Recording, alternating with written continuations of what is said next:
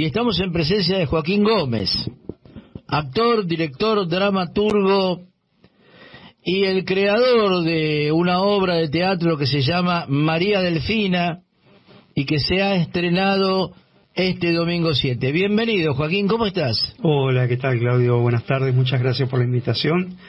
Bueno, un placer estar acá, charlando un poquito de nuestra querida María Delfina.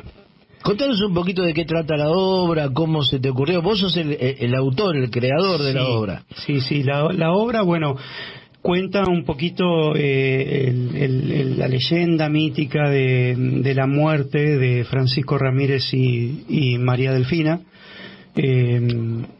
más vista desde el lado de María Delfina, digamos. Francisco Ramírez aparece como una evocación de Delfina.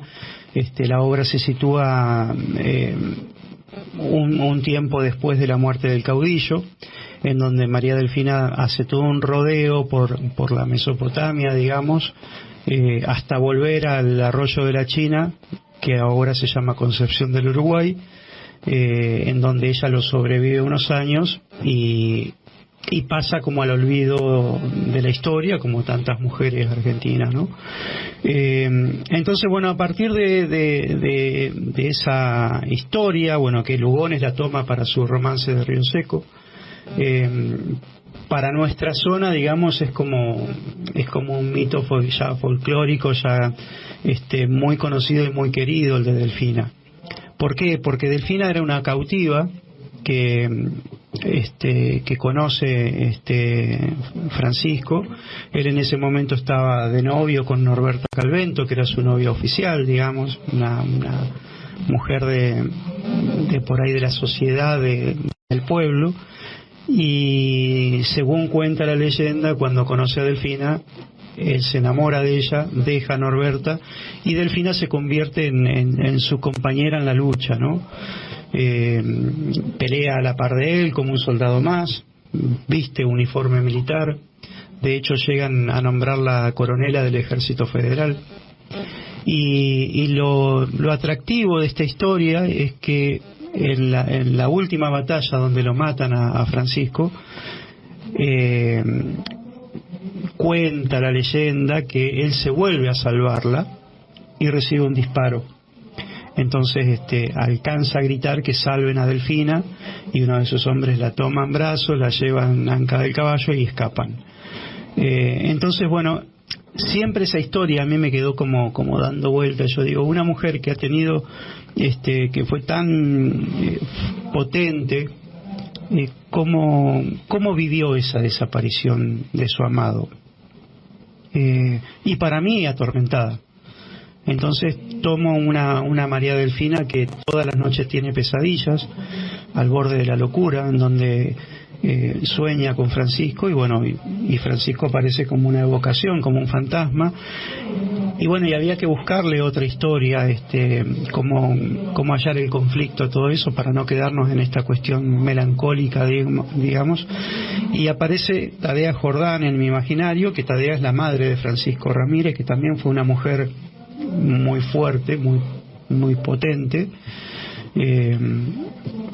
y aparece con una necesidad imperiosa de encontrar los restos de su hijo. Se trabajó a partir de esa idea, digamos, me respaldé en el mito de Antígona. Entonces esta cuestión de honrar el cuerpo, de darle una cristiana sepultura, es lo que moviliza a Tadea, y Delfina se niega porque ya está como está en duelo.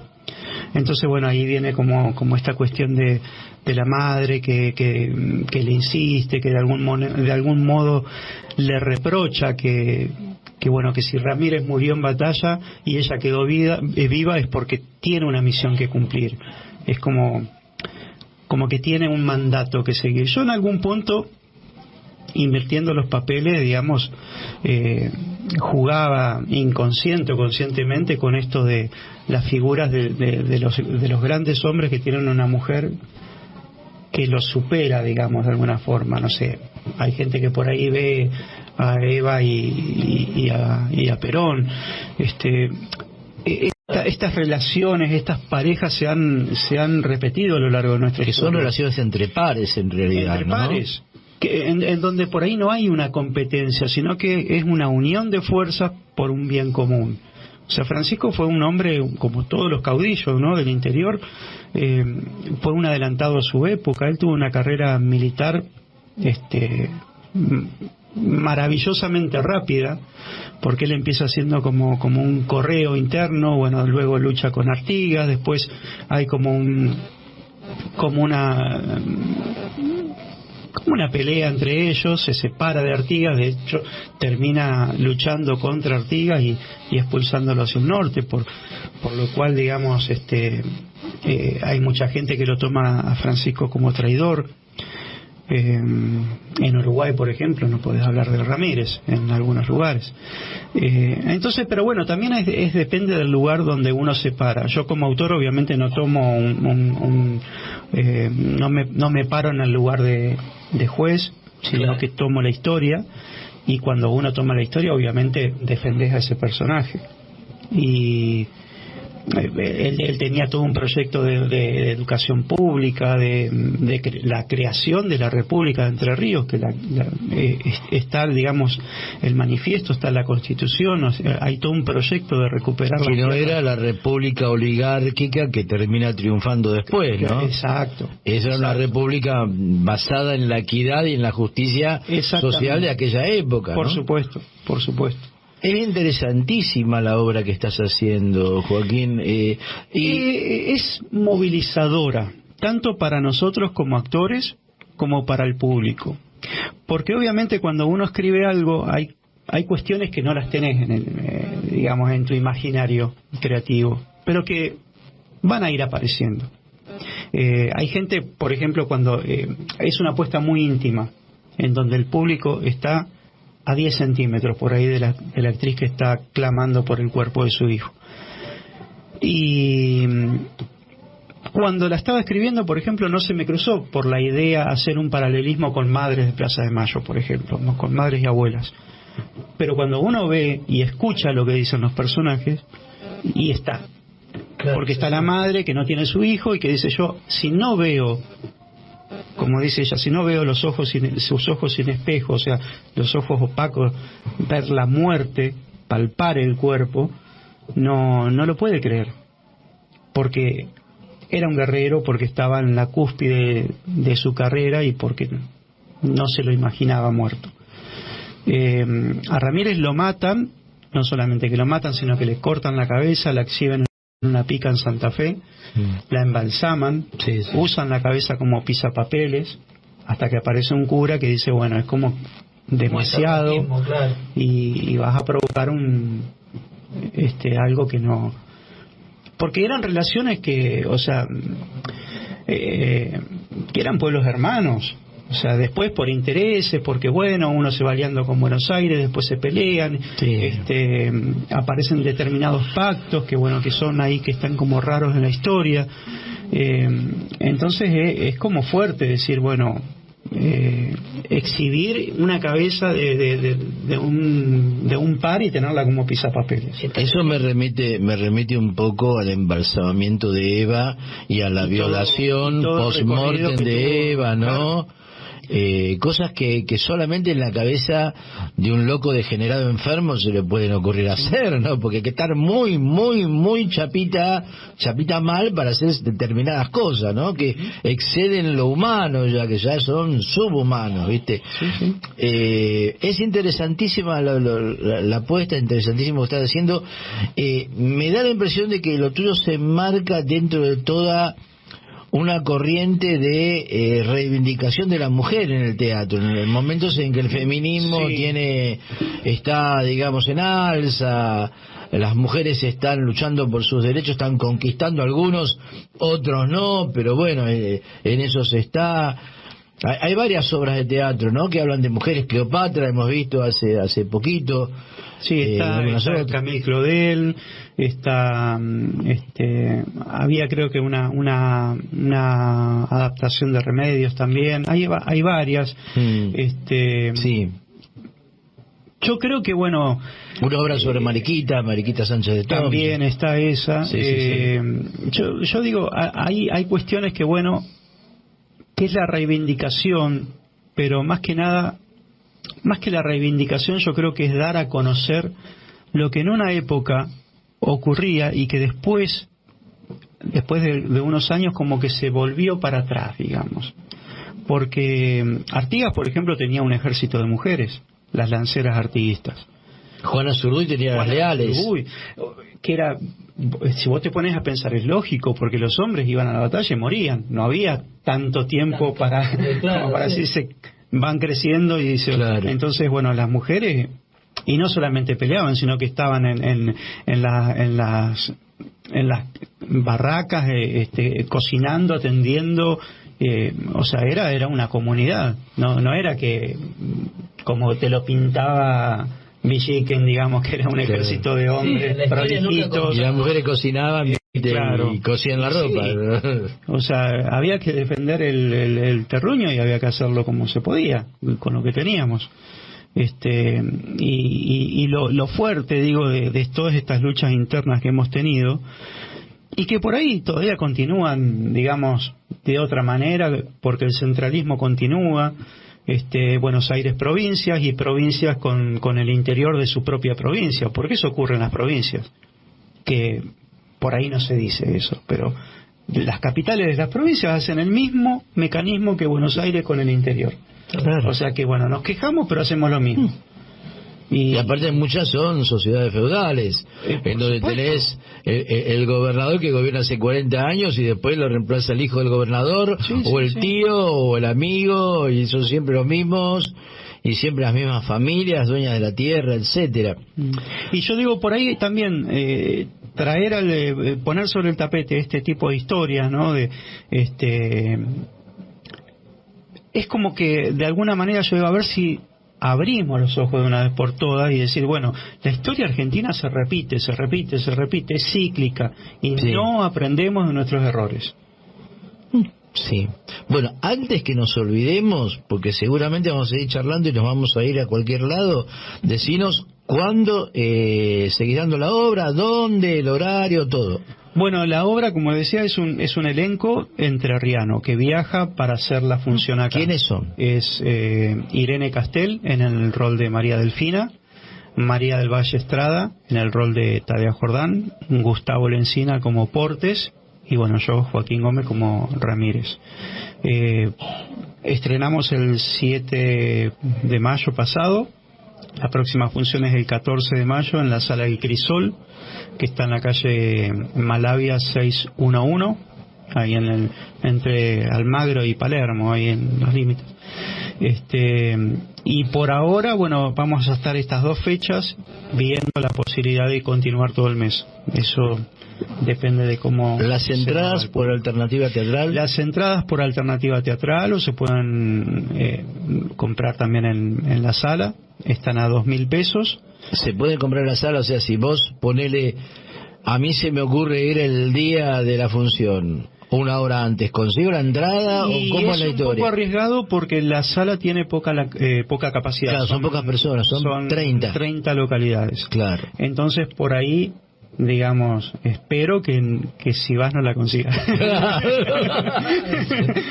No, lo mejor es por ahí, es alternativa teatral, porque te da la posibilidad de ya comprarla, de asegurarte, incluso de pagarla con tarjeta. Había un ítem, pero creo que ahora lo sacó alternativa, que era la reserva, y después lo pagabas en la boletería. Creo que eso fue quitado por esto de que a veces la gente por ahí reserva y después, bueno, no sé, llovió y no fui. Y te queda por ahí la butaca vacía.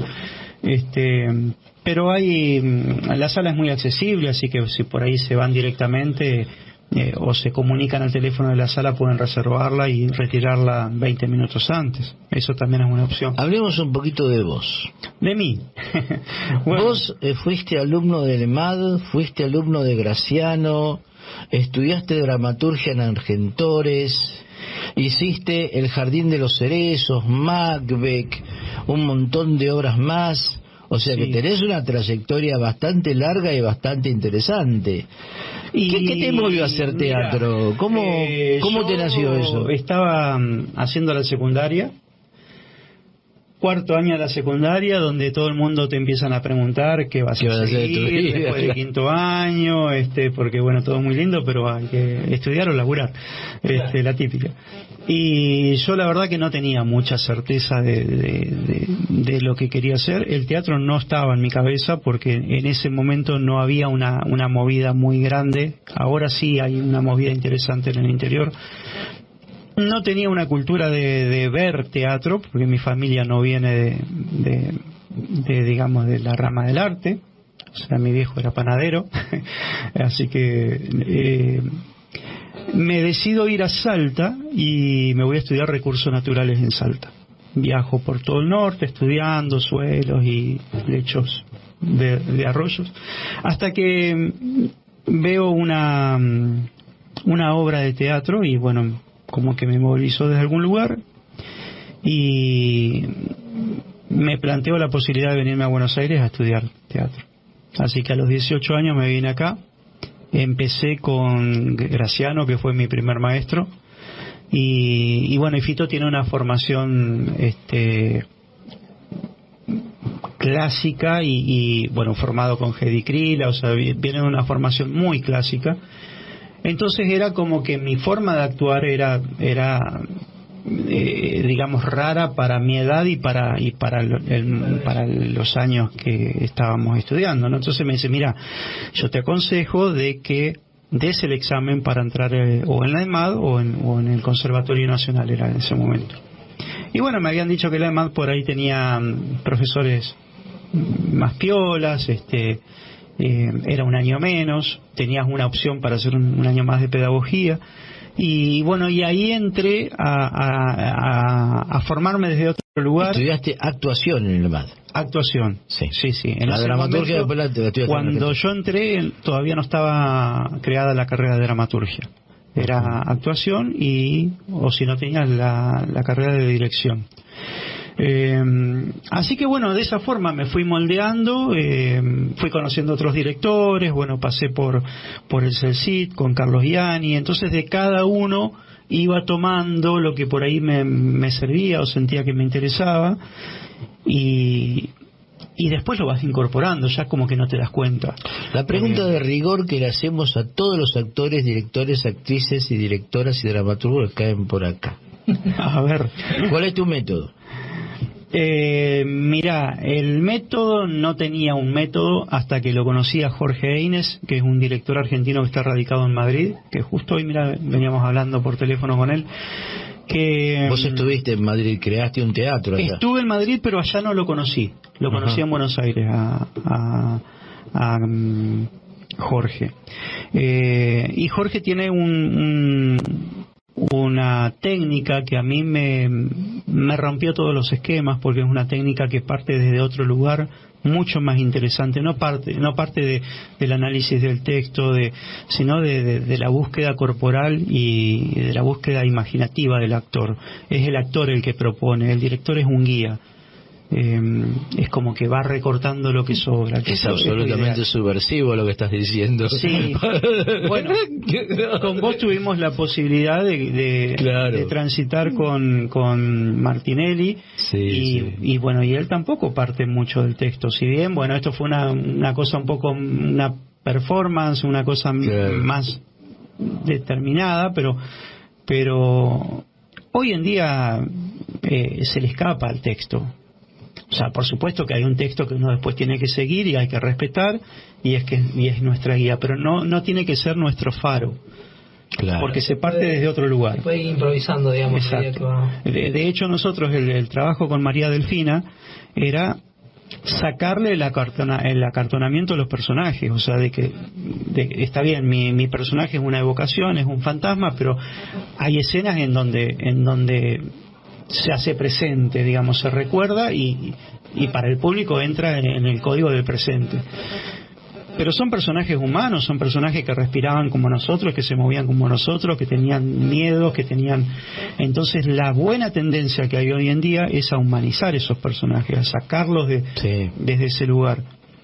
Y trabajar con esta técnica nos ayudó mucho, porque no arrancamos desde el texto, no buscamos en lo histórico, no es una obra revisionista, o sea, yo siempre digo, tomo personajes y nos vamos a otro lugar. María Delfina fue seleccionada para un festival iberoamericano, ¿puede ser? Arrancamos porque tuvo como un recorrido extraño la obra. Yo la empecé a escribir en el taller de Ricardo Monti, que esto recién ahora como que cerró algunas cosas, porque digo, el taller de Ricardo estaba en la casa, en su casa, en la calle Malavia, y estrenamos en Malavia. La esquina de Malavia es Ramírez, de Velasco, pero Ramírez. Entonces digo, es como que hay causalidades. Después de ese taller, bueno, yo me fui por otros lados, la obra quedó como en un cajón, me voy a Madrid, bueno, ahí surge Bombín Teatro, trabajamos otra línea de obra, trabajamos Lorca, Camus, una obra mía, y María Delfina quedaba ahí como rezagada. Entonces la termino de escribir en Madrid y me tengo que volver. Vuelve a quedar en el cajón.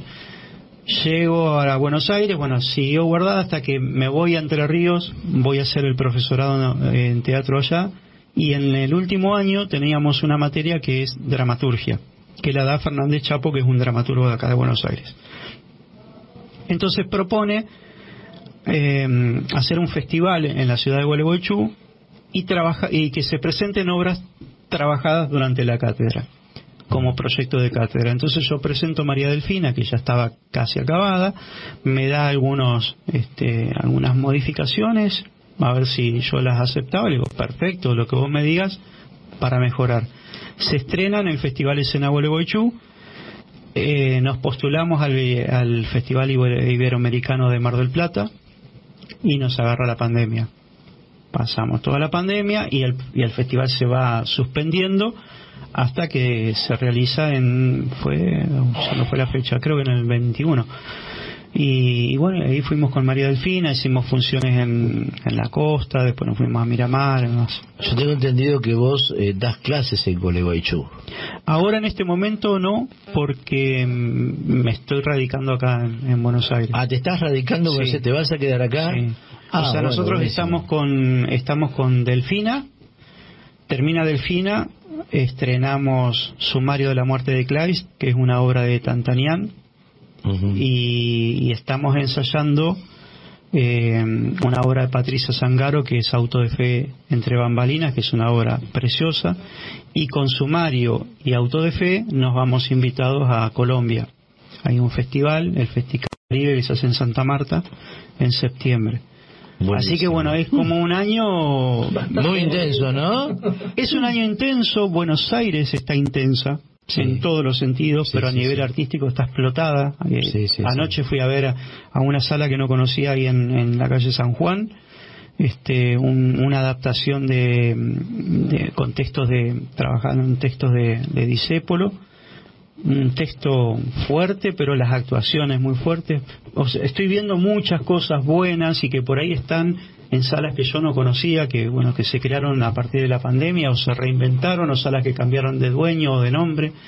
Hay mucho movimiento y la gente está acompañando, que eso está bueno. Parecería ser que por lo menos Buenos Aires estalla de manera artística en los momentos de crisis más agudas, ¿no? Uh-huh. Es como que el arte es un refugio, un lugar de resistencia, un disparador, ¿no? Que en épocas más o menos normales, bueno, nuestro país nunca tiene épocas más o menos normales, ¿no? Pero no pasan, ¿no? ¿Vos cómo ves ese rol del teatro como resistencia, no desde lo político, sino de resistencia, digamos, en el espacio de la creación, ¿no? De la movilización de las mentes? Bueno, el teatro es político. 100%. Es político. 100%. Y con político no me refiero a ideológico partidario, sino que es político porque moviliza un montón de cosas, porque hay ideologías y hay necesidades de expresar, y el teatro, como cualquier otra manifestación artística, puede cambiar o ayudar a cambiar mentes, a despertar. Yo creo que estos 2 años en donde estuvimos encerrados, en donde no podíamos hablar, donde no nos podíamos comunicar, donde nos asfixiaban por un tapabocas, y donde el miedo se instaló, porque yo todavía estoy, creo que nos pasa a todos, que bueno, que esta cuestión de que ya no comparto, que esto, bueno, sí. O sea, hubo un cambio drástico a nivel mundial. Pero acá, como vos decís, el teatro siempre se alimentó de las crisis, desde su origen, es su alimento, nos alimentamos de eso. Entonces, digo, cuando pasan cosas potentes, aparecen artistas que tienen algo para decir y lo dicen con todo. Y el público, que cada vez está más formado, y a veces no necesita, si está bien hecho el producto, el público lo va a recepcionar. A veces se lo minimiza, dice no van a entender porque yo por ahí hago el público entiende mejor que nosotros. No hay que minimizar al público. Y digo, por ahí me voy del tema, ¿no? Pero esto que vos decías, bueno, de qué es lo importante o qué queremos contar, y bueno, yo creo que básicamente eso, despertar, generar conciencia, decir, bueno, que no sea una cosa banal. Podemos hacer un teatro banal también, porque no estoy en contra del teatro comercial, porque si tengo la posibilidad de hacerlo, por supuesto que lo voy a hacer, pero se puede ser comercial, se puede ganar dinero teniendo también una cosa para decir. ¿Se puede ganar dinero teniendo algo para decir? ¿Se puede vivir del teatro? Se puede. Uh-huh. Hay gente que lo logra. Yo pienso en vos como un hombre medio renacentista. ¿Te acordás los renacentistas que hacían de todo, no? O sea, a mí no me entra mucho en la cabeza ser actor, director y dramaturgo, porque me da la impresión que las 24 horas del día no te alcanzan. No te alcanza. Vivís enloquecido corriendo al lado de otro. No te queda otra. Cuando me preguntabas cómo fue mis orígenes, o sea, Graciano me lo dijo una vez, así fue como... Graciano tiene 93 años y acaba de editar... ¿Está vivo todavía? Sí, señor, y activo, y acaba de editar un libro, y el otro día me decía que estaba haciendo una adaptación de Otelo. Ah, bueno, a los 93. Mirá. Sí, señor. Buenísimo, buenísimo. Bueno, el encuentro de Soriano y Alterio. Claro, sí, sí, no, pero uno piensa que 2 o 3 nada más, no ya. Porque el trabajo, más allá de dignificar, te mantiene vivo, te mantiene con salud. Sí, sí, y bueno, y Graciano me dijo, vos vas a dirigir. Y para mí fue lo peor, porque si vos me das a elegir, y yo quiero al actor. Claro. La escritura y la dramaturgia y la dirección apareció como consecuencia de que yo no conseguía trabajo como actor. Entonces digo, si no consigo, llevo currículum y no me toman y no sé qué, y qué sé yo, que antes que era muy chico, ahora porque estoy muy grande, o sea, siempre estás como fuera de... Dije, bueno, me escribo lo que quiero actuar y me dirijo y actúo. ¿Y cómo es dirigirte a vos mismo? Y bueno, es bravo. Bueno, para eso también me formé, digamos, fui con distintos maestros que me orientaron, y yo no me considero un dramaturgo. Yo digo que siempre digo, soy como un actor curioso que escribe y dirige, porque dramaturgo, y tenés que hacer de eso un oficio y levantarte a determinada hora, claro, tener un ritual de escritura, como lo hace Cartoon, que él siempre lo cuenta. Claro, mucha gente cree que uno, porque no tiene un patrón visible, hace lo que se le da la gana cuando quiere, ¿no? Pero en realidad no hay nada que sea más riguroso y más disciplinado que el trabajo de alguien que se pone sus propios límites, sus propios objetivos, ¿no? Mira, la diplomatura que estoy haciendo ahora, la de Filo, el primer ejercicio que tenemos en el primer cuatrimestre, arrancamos ahora, es un ejercicio de escritura de 20 minutos en donde tenés una alarma. Vos escribís 20 minutos, suena la alarma y se termina de escribir. Como para ir generando esto del oficio de la escritura, del ejercicio de la escritura. Claro. Porque si no, se queda en esto de que, ay, cuando me baje la musa, si estoy inspirado, no, y claro, vos tenés que escribir. Claro. Y es así. Claro. Si querés hacer eso una profesión, te llaman, no sé, para escribir sobre este cuarto y tenés que escribir sobre este cuarto en determinado tiempo. Entonces digo, y sí, la dirección a veces es complicada, porque yo en este caso no trabajé con asistente de dirección en María Delfina, entonces más complicado, porque no tenía una visión, digamos, objetiva, no me podía ver desde afuera, no podía ver mis movimientos, y eso se complicaba. Entonces, ¿qué me llevaba? Que por ahí estaba más pendiente de la dirección de los otros actores y a veces me relegaba. Y después de 2 o 3 funciones es como que empecé a encontrarle, que le sigo encontrando cosas a mis personajes, pero me costó, digamos, si yo hubiese tenido un director, es más fácil porque tenés a alguien que es mucho más descansado, claro. Entonces tengo, el grupo está por sus trabajos y sus residencias en Entre Ríos, entonces yo tengo que andar ahora, que me gusta hacerlo, no es que nadie me obliga, pero ir de una radio a la otra, conseguir la difusión, pensar en el teatro, cómo conseguir el teatro, o sea, tengo que hacer... También sos el productor, digamos. Claro. Entonces, productor, dramaturgo, director y actor. Yo digo, si alguna vez me toca que alguien, llamen y contraten, de ir a un lugar en donde yo voy, ensayo y tengo todo, y no sé lo que debe ser eso. Claro. Porque ya me estaría preguntando, ¿te puedo dar una mano en la difusión? No, hay un agente de prensa. No sé, qué sé yo. Raúl Serrano decía que el actor tiene que jugar. Sí. Y que si pierde esa cosa lúdica no puede ser un buen actor o una buena actriz. ¿Vos pensás lo mismo? ¿Cómo lo ves? Yo creo que sí. Bueno, de hecho, si vos, ¿y cómo si vamos a lo que es la palabra, en francés es jouer, ensayar, y en inglés creo que es play, y digo creo porque no domino idiomas, y somos nosotros los que no ponemos la palabra juego, que ponemos ensayo, voy, pero es jugar. Aún en medio de una tragedia. Aún en medio de una tragedia, porque nosotros por ahí cuando estábamos buscando una intimidad de la obra, por ejemplo, Irene, la chica que hace de Delfina, es una actriz muy potente físicamente, tiene mucha fuerza desde todo, es como que arremete. Por eso yo cuando la conocí dije, vos sos Delfina, no me puedo imaginar otra actriz que no sea ella.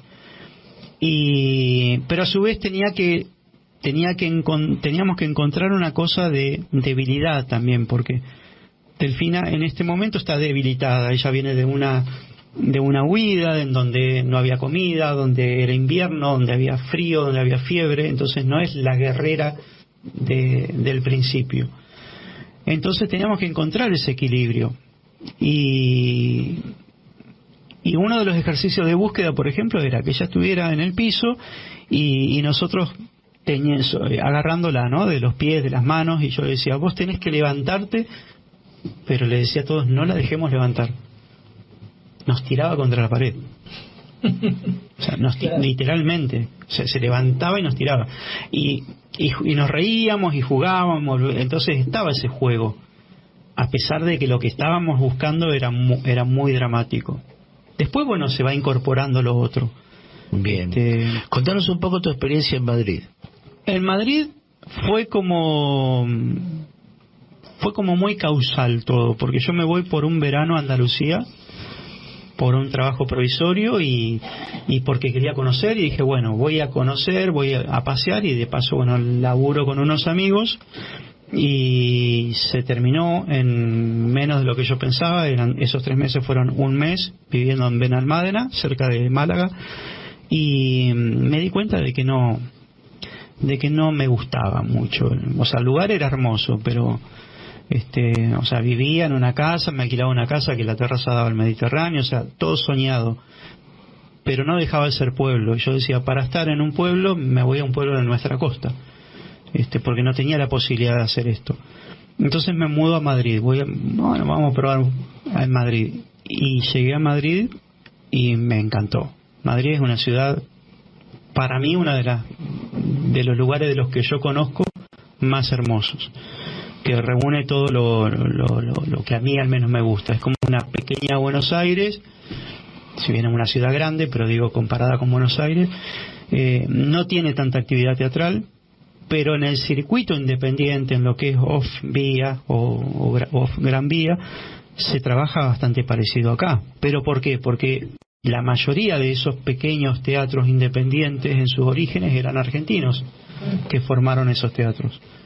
Después, bueno, se fue contagiando al resto. Incluso las primeras escuelas de teatro, no hablo de la Real Escuela de Arte Dramático, sino las escuelas privadas eran argentinos. Cristina Rota, muchos de los que se fueron exiliados que formaron sus escuelas. Bien, ¿y vos qué hiciste? Y yo ahí, bueno, primero ahí como planteando por dónde empezaba, me voy a un centro cultural, presento un currículum y digo, bueno, quiero dar clase. Empecé creo que a los 10 días y se formó un grupo de trabajo. Ese grupo de trabajo había